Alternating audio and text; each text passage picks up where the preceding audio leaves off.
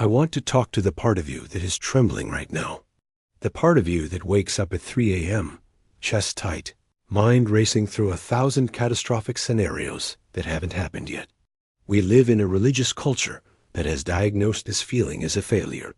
We are told, implicitly or explicitly, that if our Iman, faith, were strong enough, we wouldn't be anxious. We are told that worry is an insult to God's plan. So when the panic sets in, you don't just feel fear. You feel shame. You feel like you are vibrating at a frequency of disbelief. But here is the paradox that changes everything. What if I told you that the shaking of your hands is not a sign of distance, but a symptom of proximity? What if the anxiety you are fighting to cure is actually a spiritual instrument you are failing to tune? Ibn Arabi, the great Shaykh, looked at the human condition and saw something that modern psychology and conventional preaching often miss. He suggests that the person who is perfectly calm, perfectly secure in their control over tomorrow, is often the one furthest from the truth. And the person who is shattered, the person who feels the walls closing in, they have stumbled accidentally into the very courtyard of the divine. By the end of this video, you will not just understand your anxiety. You will learn how to stop apologizing for the state that might be your fastest route to Allah. Let's look at the lie we've been sold. Evidence A says that peace is the only proof of God's presence. We look at the pious, those people who seem to glide through life with a smile, unbothered, their tasks be moving rhythmically, and we think that is the goal. We think spiritual maturity looks like emotional flatlining. So when you feel that electric current of dread in your stomach, you interpret it as a spiritual defect. You double down on guilt. You think, I must not trust Allah enough. But let's look at evidence B, the reality of the prophets and the saints. Ibn Arabi takes us to the desert of the soul. He describes a state called Qabd. In English, we translate this as contraction. It is a spiritual squeezing. It is the feeling of the world becoming too narrow for your chest. Ibn Arabi is writing in his quarters in Damascus. The candle flickers. He writes that the heart is constantly expanding, vast and contracting, Qabd, just like a lung, just like the universe itself. If you only inhale, if you only seek expansion and relief, you die. The exhale, the squeeze, the contraction is necessary for the next breath. He teaches us that this discomfort you feel, this hyper-awareness of danger, of fragility, of the unknown, is not a malfunction. It is the shattering of an illusion. The person who is not anxious is often living in a hallucination. They believe they have control. They believe their bank account secures their future. They believe their health is guaranteed. They are asleep. And Y.E.T., you are awake. It hurts to be awake.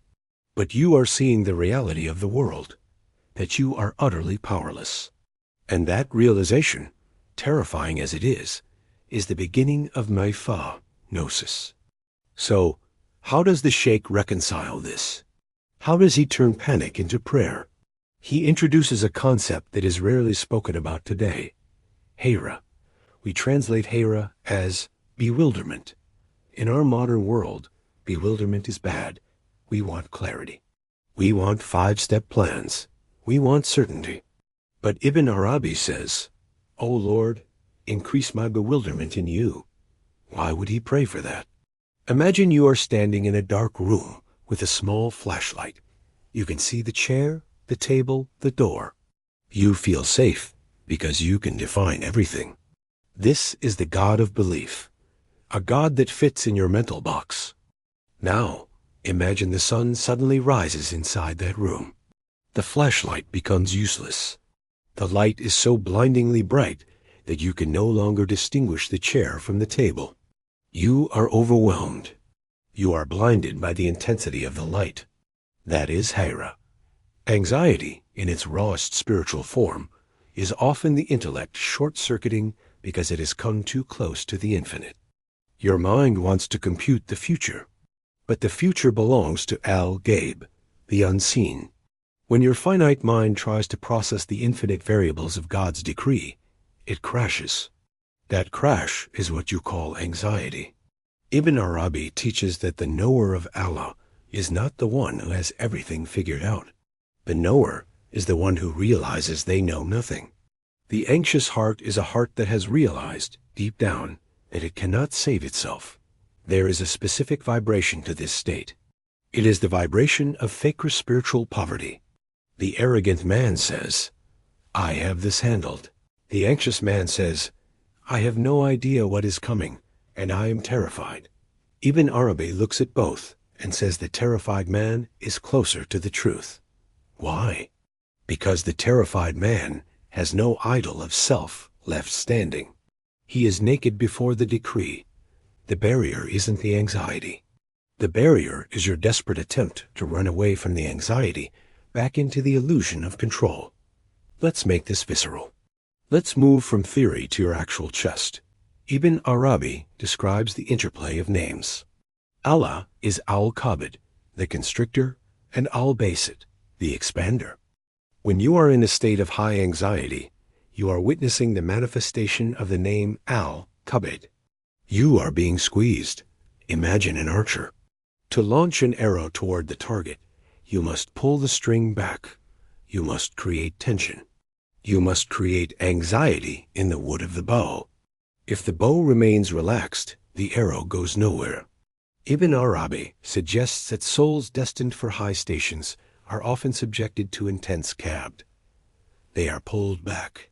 They are stretched until they feel they will snap. You are sitting there thinking, why is God punishing me with this fear?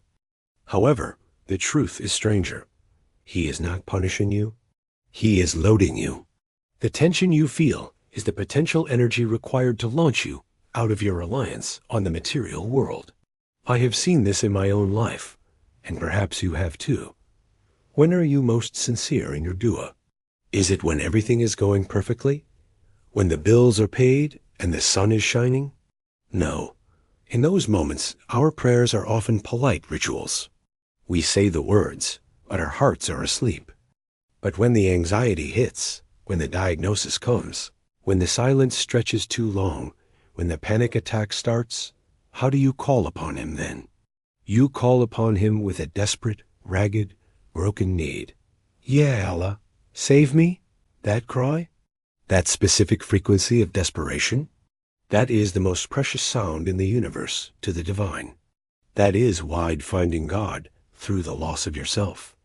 The anxiety burned away your politeness. It burned away your casualness.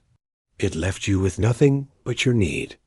And Ibn Arabi says that Allah flows into the place of need like water flows to the lowest point. So, what do we do with this? Do we just suffer?